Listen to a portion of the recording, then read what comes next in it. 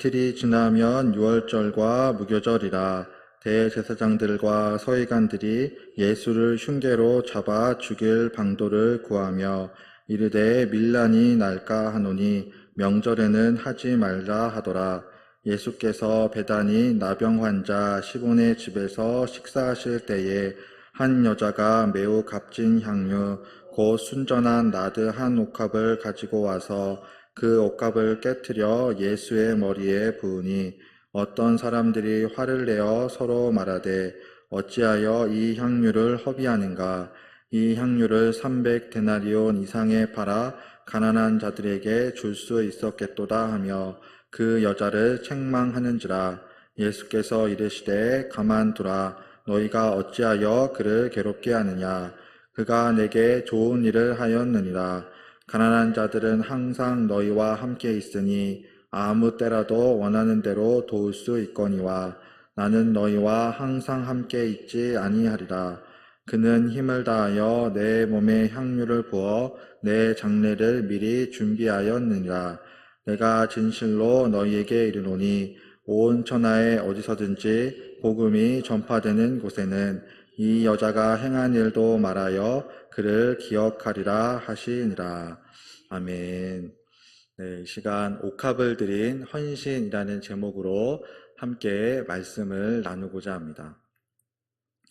제가 맨 처음에 이 부평 성산교회에 온 것은 최근이 아니었습니다. 몇 년 전이 아니라 제가 중학교 시절에 한번 이제 성산교회에 온 적이 있었습니다. 그때 당시에는 이제 인천 지방에서 이제 연합 부흥성회를 이제 교회마다 돌아가면서 했습니다. 그래서 한 번은 여기 성산교회에서 주일날 이제 연합 집회가 있어서 오게 되었는데 그때 제 기억으로는 이제 다른 곳은 다 비슷한데 로비에 장의자가 있었던 것으로 기억을 합니다. 예, 장의자가 있었고 이제 커피 믹스 머신이 있었던, 그래서 성도들이 이렇게 커피를 마시면서 이렇게 교제도 하고 예배도 드렸던 그러한 기억을 가지고 있습니다. 그래서 이 성산교회와 이 부계동이 전혀 낯설지가 않았습니다. 왜냐하면 제가 그 당시에 여기 사거리 밑에서 올라가면 있는 그 부광중학교에 다니고 있었고, 그리고 지금은 없어졌지만 이 맞은편 상가에 그 청솔 학원이라고 있었습니다. 그래서 제가 그 학원에 다녀서 매일 이제 이 동네를 왔으니까 전혀 낯설지가 않았습니다. 그리고 나중에 이렇게 다시 와서 얘기를 들어보니까 리모델링을 했다고 이렇게 들었는데 그때 기억보다도 훨씬 더 좋아진 것 같습니다. 그래서 이제 지금은 이렇게 너무나도 시설도 좋고 좋아졌지만 맨 처음에 이제 교회를 개척했을 당시를 생각해 보면은 아마 많은 어려움과 고난 또 희생이 있었을 것입니다. 그런데 그러한 희생과 헌신이 있었기 때문에 여기까지 올 수 있었습니다. 그래서 교회를 세우기 위해서는 때로는 희생과 헌신도 필요합니다. 오늘 본문에 등장하는 이 마리아라고 한 여인도 자신의 것을 희생하고 헌신하는 그러한 모습을 보이고 있습니다. 본문 3절에는 한 여자가 매우 값진 향유 순전한 나드 한 옥합을 가지고 와서 깨트려 예수의 머리에 부었다라고 말씀합니다. 즉 자신의 것을 주님을 위해 헌신하고 희생하는 모습을 볼 수 있습니다. 만일 여러분이 식당에서 식사를 하고 있는데 모르는 사람이 찾아와서 머리에 향수를 붓는다고 한다면 얼마나 당황스럽겠습니까? 그런데 예수님은 이 여인을 꾸짖거나 대적하지 않으셨습니다. 오히려 6절 말씀과 같이 내게 좋은 일을 하였다라고 하면서 이 여인을 칭찬하였습니다. 그렇다면 예수님의 머리에 향유를 부은 이 행동이 어떠한 의미가 있는지 세 가지를 통해 살펴보고자 합니다. 첫 번째로 향유를 부은 여인의 행동은 참된 헌신을 의미합니다. 요한복음 12장 3절에는 예수의 머리에 향유를 부은 여인을 마르다의 여동생인 마리아라고 소개하고 있습니다. 어떤 특별한 계층의 사람이 아니라 지극히 평범한 사람이었습니다. 또한 마리아는 자신이 모은 돈을 가지고 그 당시에 최고급 향수를 향유 옥합에 담아 보관하였습니다. 이 옥합을 그 당시에 화폐 단위로 계산하면 300데나리온에 해당하는 금액이었습니다. 현장에서 일하는 일용직 노동자가 1년 내내 일해야지만 벌 수 있는 그러한 금액이었습니다. 그만큼 값비싼 향유를 주님께 나와 예수의 머리에 붓자 이 모습을 지켜보던 수많은 사람들이 여인을 책망하기 시작하였습니다. 차라리 이 향유를 팔아서 그 돈을 가지고 가난한 사람들을 돕는 것이 훨씬 좋겠다라고 하면서 책망하는 것이었습니다. 즉, 왜 이것을 낭비하느냐라고 아까워하였습니다. 차라리 수많은 재물을 가지고 있으면은 어려운 사람들을 돕고 구제하고 교회를 위해 사용하는 것이 더 좋은 일이 아니냐라고 하면서 나무라는 것과 마찬가지였습니다. 물론 가난한 사람들을 돕고 구제하고 또 교회에 헌금하는 것 너무나도 좋은 일입니다. 하지만 이렇게 여인을 책망한 자들은 다른 의도를 가지고 있었습니다. 정말로 가난한 자들을 돕기 위함이 아니라 그 향유를 팔아서 얻은 돈을 훔쳐가기 위한 나쁜 의도를 가지고 있었습니다. 요한복음 12장 6절에도 가난한 자들을 생각함이 아니라 거기에 넣은 것을 훔쳐감이라 라고 말씀합니다. 남의 물건을 훔치는 것도 죄악인데 주님 앞에 드리는 것을 훔쳐가는 것은 더 큰 죄악입니다. 하나님이 미워하시는 행동, 도둑질이기 때문입니다. 제가 직접 누군가한테 도둑질을 당한 적은 없습니다. 집에 있는 물건을 누군가가 훔쳐간 적은 없지만 받은 어떤 봉투를 누가 훔쳐간 적은 있었습니다. 이제 교회에서 있었던 일입니다. 다른 교회에서 있었던 일인데 교회에서 봉투를 받았습니다. 이렇게 약간 경력금 차원에서 준 봉투였는데 제가 정장 안주머니에다가 봉투를 넣어 두었습니다.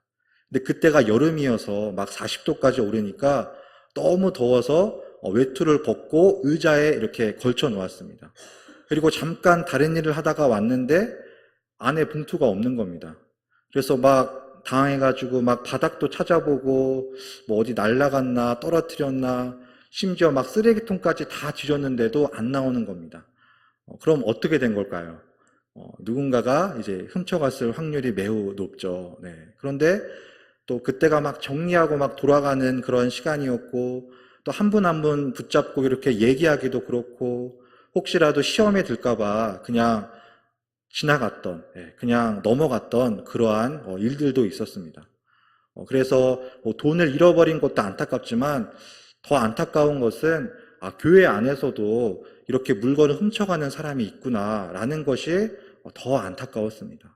그래서 예수님도 이렇게 남의 물건을 훔치고 또 향유를 부어서 그 돈을 훔쳐가려고 하는 사람들도 나쁜 의도를 가지고 처음부터 훔쳐갈 의도를 가지고 이 여인을 책망하고 있었습니다. 정말로 가난한 사람들을 돕기 위함이 아니라 그 돈을 훔쳐가기 위해 나쁜 의도로 여인을 책망하였기 때문에 오히려 예수님은 그들이 아니라 향유를 부은 여인을 칭찬하는 모습을 볼 수 있습니다. 이처럼 여인이 귀한 옥합을 깨트려 주님을 위해 헌신하였던 것처럼 주님을 위해 헌신하는 삶이 되어야 합니다. 물론 큰 것은 아니지만 작은 것이라도 하나라도 하나님 앞에 몸된 교회를 위해 헌신하며 나아갈 때에 온전히 쓰임받을 수 있기 때문입니다. 직업에는 귀천이 없다라는 말이 있듯이 누군가는 하찮게 보이는 일도 하나님이 보실 때에는 매우 귀한 일이기 때문입니다. 교회 일도 마찬가지입니다. 내가 안 하면 누군가든 하겠지라는 생각은 잘못된 생각입니다. 비록 다른 사람이 보지 않을지라도 작은 일이라도 헌신하며 나아갈 때에 하나님께서 그 헌신을 기쁘게 받으시는 줄 믿습니다. 그래서 작은 것 하나라도 믿음으로 헌신하며 나아가는 삶이 되시길 바랍니다. 두 번째로 마리아의 행동은 예수님의 장례를 미리 준비하는 행동이었습니다. 십자가의 죽음을 앞두고 있는 상황에서 그 예수의 머리에 향유를 부은 것은 그 예수님의 장례를 십자가의 죽음을 미리 준비하는 것과 마찬가지였습니다. 유대인의 사회에서는 어떤 사람이 죽고 시신이 나오게 되면은 향유를 발라주는 문화가 있었습니다. 우리나라처럼 땅 속에다가 이렇게 시신을 묻는 것이 아니라 이제 돌 무덤에다가 시신을 안치했기 때문에 썩고 냄새가 나는 것을 방지하기 위하여서 향유를 발라주었습니다. 그런데 장차 예수님이 십자가에 죽을 것을 말씀하였지만 아직 죽으시지 않았기 때문에 살아있을 때 미리 향유를 부어두는 것은 좀 더 일찍 장례를 준비하는 것과 마찬가지였습니다. 본문 8절에서도 내 몸에 향유를 부어 장례를 미리 준비하였느니라 라고 말씀합니다. 이것은 마리아가 예수님이 누구인지 정확하게 알고 있기 때문에 가능한 일이었습니다. 그 예수님이 장차 십자가에 죽고 끝나는 것이 아니라 다시 부활할 것을 믿었기 때문에 이렇게 향유를 부어드리는 일을 할 수 있었습니다. 마태복음 16장에서도 주님은 제자들에게 질문합니다. 사람들이 인자를 누구라 하느냐? 그러자 더러는 세례 요한, 더러는 엘리야 또는 예레미야나 선지자 중에 하나라고 합니다. 라고 대답하였습니다. 사람들은 예수가 행하는 기적과 복음을 듣고 보았음에도 불구하고 예수님은 선지자 중에 한 사람입니다. 라고 고백하고 있습니다. 이것은 예수님을 하나님의 아들 그리스도로 믿지 못하는 그러한 모습입니다. 오늘날에도 주님을 따른다고 하면서 온전히 믿지 못하는 사람들이 있습니다. 교회는 다니지만 자신의 목적과 만족만을 위해 살아가는 사람들이 있습니다. 예전에 우리나라가 가난하고 힘들고 어려울 때는 어떤 교회에서 주는 선물이나 전도용품을 매우 소중하게 생각하였습니다. 그러니까 전쟁이 끝나고 정말로 가난하고 힘들고 먹고 살기 힘든 그러한 시절이 있었기 때문입니다. 하지만 지금은 다릅니다. 지금은 우리나라가 세계 경제에서 10위권 안에 들고 먹고 살기가 너무나도 풍요롭고 잘 사는 나라가 되었습니다. 그래서 하나님보다도 재물을 더 사랑하고 더 소중하게 여기는 사람들이 나타나게 되었습니다. 하지만 부자가 하나님 나라에 들어가는 것보다 낙타가 바늘길을 통과하는 것이 더 쉽다라는 말씀처럼 하나님과 재물을 겸하여 섬길 수 없습니다. 자신의 재물과 의지하는 우상을 내려놓고 온전히 하나님만을 따르는 삶이 되어야 합니다. 자신을 위해 아무리 재물을 많이 쌓아두어도 다음날 숨을 거둔다면 그 쌓아둔 재물은 아무런 소용이 없기 때문입니다. 그러므로 죽음 이후의 삶을 준비해야 합니다. 인생을 나그네에 비유하는 것처럼 이 땅 가운데 사는 동안 천국을 준비하는 삶이 되시길 바랍니다. 늘 깨어 기도하고 영원한 천국에 소망을 두어야 합니다. 본문에 등장하는 마리아도 예수님의 죽음을 준비하였습니다. 예수님이 부활하실 것을 믿었기 때문에 예수의 머리에 향유를 부어드렸습니다. 예수님을 향한 베드로의 고백과 같이 주는 그리스도시요 살아계신 하나님의 아들이라는 고백이 여러분의 고백이 되시길 바랍니다. 세 번째로 복음을 전하는 헌신을 해야 합니다. 본문 9절에도 온 천하 어디서든지 복음이 전파되는 곳에는 이 여자가 행한 일도 기억하여 그를 말하라 라고 말씀합니다. 복음이 전파되는 어느 곳이든지 이 향유를 부은 여인을 기억하라 라고 말씀합니다. 이처럼 복음을 전하면은 당장에는 아무런 소용이 없는 것처럼 보이지만 그 복음을 전하였을 때에 땅 속에 심겨져 열매를 맺는 것처럼 믿음의 열매를 맺을 수 있습니다. 씨 뿌리는 자의 비유도 마찬가지입니다. 복음을 뿌릴 때에 좋은 땅에 떨어지게 되면 30배, 60배, 100배의 결실을 맺을 수 있습니다. 하지만 딱딱한 길가나 돌밭이나 날카로운 가시밭에 떨어지게 되면은 세상의 근심과 걱정, 염려, 고난으로 말미암아 온전한 열매를 맺을 수 없습니다. 즉 좋은 땅이 되기 위하여서 늘 깨어 기도하고 말씀 앞에 순종하는 삶이 되어야 합니다. 맨 처음 우리나라에 들어와 복음을 전한 선교사들도 마찬가지였습니다. 그들은 아직 복음이 전해지지 않는 이 땅 가운데에 복음의 씨앗을 뿌렸습니다. 토마스 선교사는 조선 말기에 이 땅을 처음 밟았습니다. 복음을 전하기 위해 먼 나라까지 왔습니다. 하지만 조선 말기에는 미국과 수교를 하지 않겠다는 쇄국 정책으로 말미암아 공격을 하였습니다. 그래서 토마스 선교사가 타고 있던 제너럴 셔먼호가 침몰하게 되었습니다. 나중에 이 토마스 선교사도 붙잡혀 참수형을 당하게 되었습니다. 목이 잘리기 전 박춘권이라는 사람한테 자신이 가지고 온 성경책을 전하였다라고 합니다. 그리고 역사를 살펴보면 나중에 성경책을 받은 사람이 그것을 읽고 예수님을 믿어 교회의 장로가 되었다라고 합니다. 또한 토마스 선교사가 죽기 전에 뿌린 그 성경책들도 나중에 사람들이 거두어서 벽에 벽지로 붙였다라고 합니다. 그리고 벽에 붙어있는 그 성경을 읽고 예수님을 믿었다라는 역사를 살펴볼 수 있습니다. 이처럼 복음의 씨앗이 뿌려지게 되면 열매를 맺고 수많은 사람들이 주님께 돌아올 수 있습니다. 그런데 오늘날 사람들이 복음을 전하면 잘 믿으려고 하지 않습니다. 즉 마음의 밭이 교만하기 때문입니다.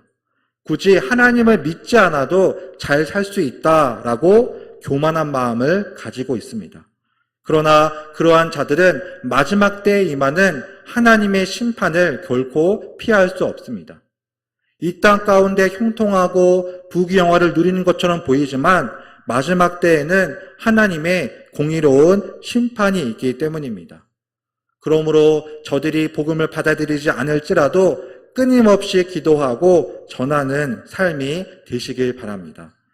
성경에 등장하는 사도들은 복음을 전하다가 매를 맞고 붙잡히고 감옥에 갇히고 순교하기도 하였습니다. 하지만 그들이 뿌린 복음의 씨앗으로 말미암아 수많은 초대교회가 세워지게 되었습니다. 오늘날에도 고난과 어려움이 있을지라도 예수 그리스도의 복음을 증거하고 전하는 삶이 되시길 바랍니다. 베드로전서 4장 10절에는 이렇게 말씀합니다.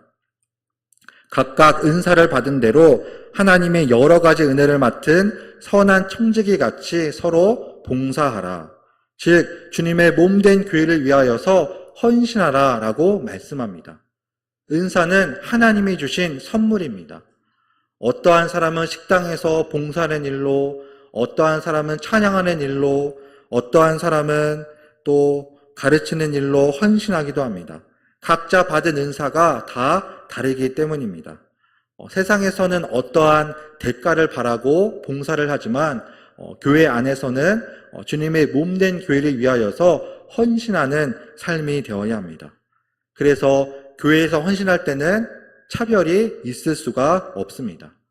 어떤 직분을 받아서가 아니라, 어떤 일을 해서가 아니라 하나님은 직분이나 일에 상관없이 누구든지 그 헌신을 기쁘게 받으십니다. 그래서 세상에서는 차별이 존재하지만 교회 안에서는 차별이 존재해서는 안 됩니다. 이번 미국과 이란 전쟁도 마찬가지입니다. 세상에서는 가진 자가 더 많이 가지고 소유한 자가 더 많은 이익을 취하려고 차별하기도 합니다. 원래는 그 국제 유가가 오르게 되면은 그 호르무즈 해협을 봉쇄해서 그 배가 한국에 오지 못해서 석유를 공급받지 못해서 석유값이 오르기까지 약 2주 정도의 시간이 걸린다고 합니다. 그러니까 갑자기 하루 이틀에 그 휘발유 값이 오를 수 없다라고 합니다. 그런데 지난주부터 갑자기 석유값이 오르더니 거의 2,000원대를 바라보기도 합니다. 그래서 가진 자들이 횡포를 부리는 것입니다. 더 많이 가시려고 하고 독점하려고 하고 거기서 이익을 얻으려고 하니까 세상 가운데에는 차별과 불평등이 존재합니다. 하지만 하나님이 세우신 하나님의 나라에는 정의와 공의가 바로 세워지는 나라입니다. 그 하나님의 나라는 하나님이 다스리고 통치하는 나라이고 주님을 믿는 자들을 통하여서 세워지는 나라입니다. 어떤 도둑과 살인과 교만과 그러한 것들이 생활하는 나라가 아니라 하나님의 나라는 끝까지 섬기고 정의와 공의를 실천하는 나라이기 때문입니다.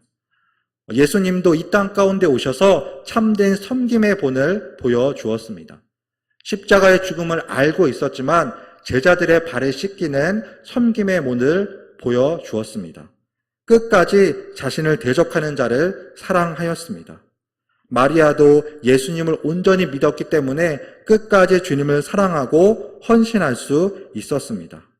다시 한번 나를 향한 주님의 사랑을 깨닫고 믿음으로 헌신하는 삶이 되시길 바랍니다.